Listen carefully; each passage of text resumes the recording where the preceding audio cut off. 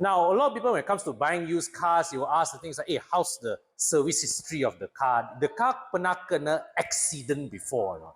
So, the thing with used cars is this, right? A lot of us, when we are driving on the road, accidents can and will happen. Okay, so it's always a question of how severe was the accident and how well repaired was the car after that. So right here next to me, this is an Audi S5 3-liter Quattro. So not a very common car. This is the B9 generation. Okay. Now, if one of these pop by, at a relatively decent condition, and then you say, "Ayah, accident war." Everything else about the car checks out. Are you really going to walk away from the car just because it kena accident before? Right? The question is like the question of, are you going to not marry this woman of your dreams because she slept with someone else before in the past? Right? The bigger question you want to ask is, when she slept with someone else in the past, did she kena STD or not? So, coming back to the car, right? So this S5, I'll tell you straight up, this car is for sale and it has been involved in an accident before. Now, what I'm going to show you here is to let you see for yourself and evaluate the level of repairs that was put into the car and make a judgment yourself. So if you come here, first thing, let's look at the headlights. These headlights look in relatively good shape, right? Looks nice, clean, and they were replaced. We know the headlights were replaced because this was in the car's insurance records. And if you would come here and see, okay, looking at this sticker here, this is a 2017 car, but the date of manufacture of these headlights are 2020. Okay lah, still made in Germany. Okay, still barang cantik. And you can see here also, there you see this screw here, okay, it shows signs that it has been opened before. Okay, this plastic here is also scuffed. It obviously damaged from whatever accident this car was gotten involved in, but deemed reusable. Now look at this spot here. You see all this grime, all this part here, all right? So this looks like it came from the original part of the car, because you see, all these parts here that were replaced before, they look relatively cleaner. This plastic cover here, for example, obviously was replaced. Well, I can't tell if it's from a half cut or it's brand new, but the stickers that were here, they were peeled off, right?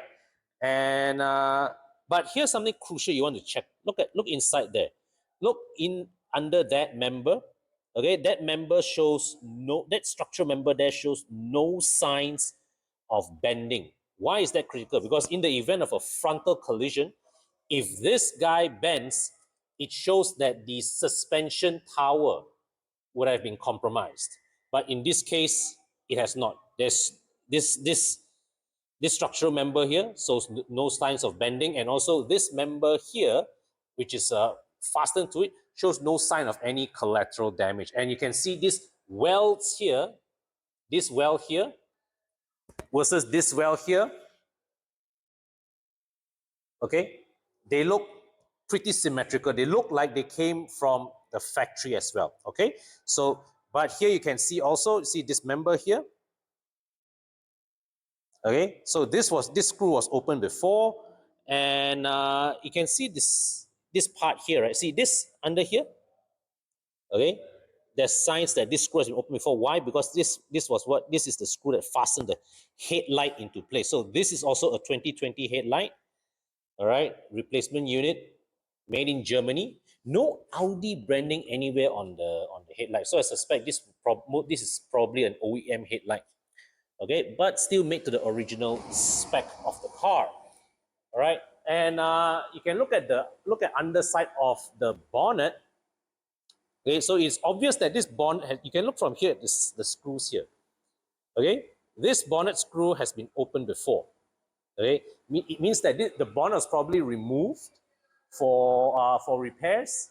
But looking at the shape of the metal here, it doesn't look like the bonnet itself was damaged. You see, if you look at the line here, this line here, now you can see here, you can see this little scuff marks here.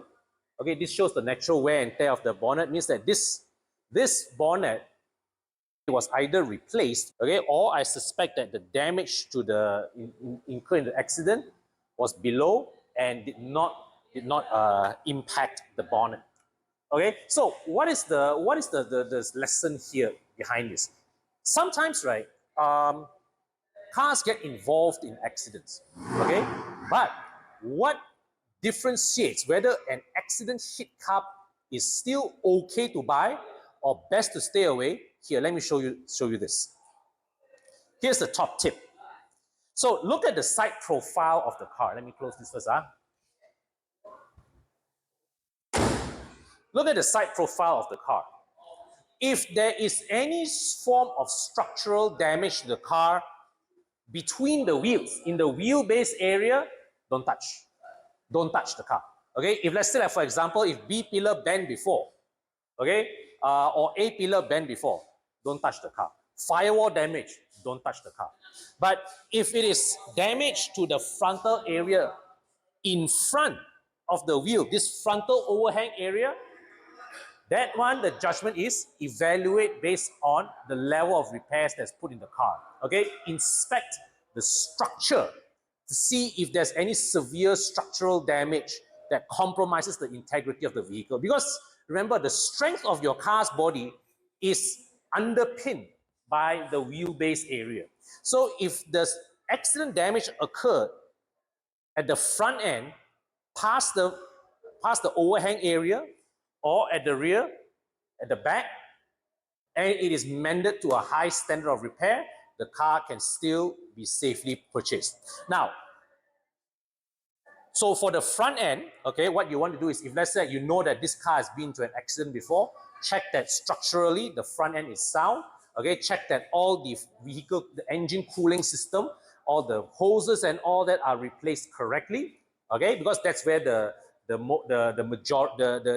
likelihood of damage will occur. Okay, on the cosmetic level also, you also want to check that the previous owner replaced the lights with high quality headlamps. Now, when you come to the back, right, what you want to watch out for. Now, this particular car didn't get an accident at the back, but since we are on that topic, I just want to highlight this. Now, in my experience, I've seen some cars that have gotten involved in rear accidents. What was not properly taken care of is that when the accident involved the tail lights, okay, all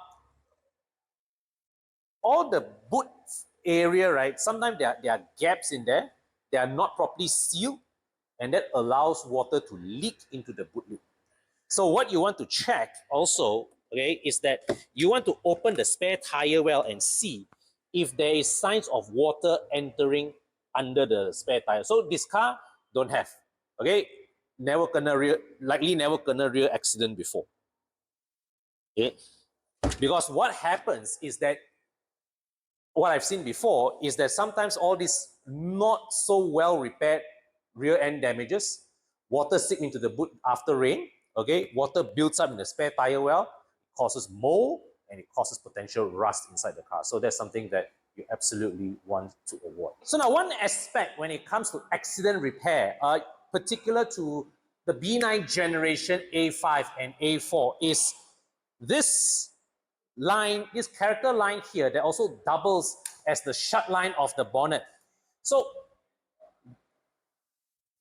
knowing that this car has been involved in an accident repair, now I can see that the fender has been opened before. So the thing is that, right, the consistency of this line here, okay, shows that the Sifu who did the repairs or the accident repair on this car has a certain level of standard one. Okay, so you can notice that the line here, the gap is consistent all the way, because this line okay, is not easy to fix one, okay, to meet this tolerance, because Audi purposely designed this line in such a way as a way to showcase the high level of their construction quality. If you come to this side, the right side of the car, look at this. Okay, now you can see here, you can see from here, this line also very consistent, but this shut line is narrower. So, which leads me to suspect that the side that was repaired, the fender was repaired, was the one on the left. So this one is narrower, but you can see also it's consistent all the way from front to back. Okay, so one thing you want to observe, okay, when it comes to checking out, assessing the level of post-accident repair is that you want to observe the consistency of the shut lines. And in some cases where this kind of character lines, these sharp character lines are concerned, you want to see how consistent that line is. Is there any unevenness in that line along the way? Okay, so now we are driving the car in a parking lot. Okay, this is a used car, so we don't want to accumulate unnecessary mileage on the car. But we want to look for a few telltale signs to judge the health of this car. And knowing that this car has been in an accident before, what we really want to find out is whether that accident damage has incurred any damage to the chassis components, particularly the suspension. Okay, now I've got a bit of a space in front of me, so I'm going to accelerate, but a bit gently. So acceleration is smooth.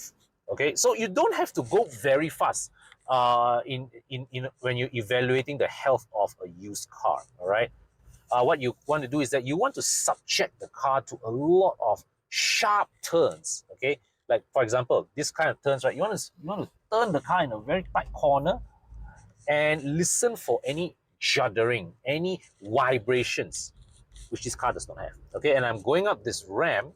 Okay, and I'm purposely going to turn at this weird angle. All right, so there's no shaking, no juddering. Okay, it's the signs of a smooth car. And you see, the thing is, a lot of people think, oh, testing a car, you must go very fast, you must travel a lot of distance. No, sometimes, right, a very short test drive is really all we need in order to form a quick impression on the vehicle's state of health. Okay, now, so I'm going up on a speed bump. There's a very sharp bump there, which I'm going to turn up one time, two times. So each of the wheels were hitting the bump at different times, and there were no creaks, there were no rattles, there were no katak-katak clunking sounds. Okay? To me, that is evidence that at the very least, the suspension bits of this car are fresh. Okay, let me just take that bump again. Okay, I'm going to take that bump and I'm going to go down that ramp. All good. All good. Okay. So one last test for when you want to do within the confines of the dealership. Okay, I'm not going to do it for this particular car, but you can do it when you evaluate any car.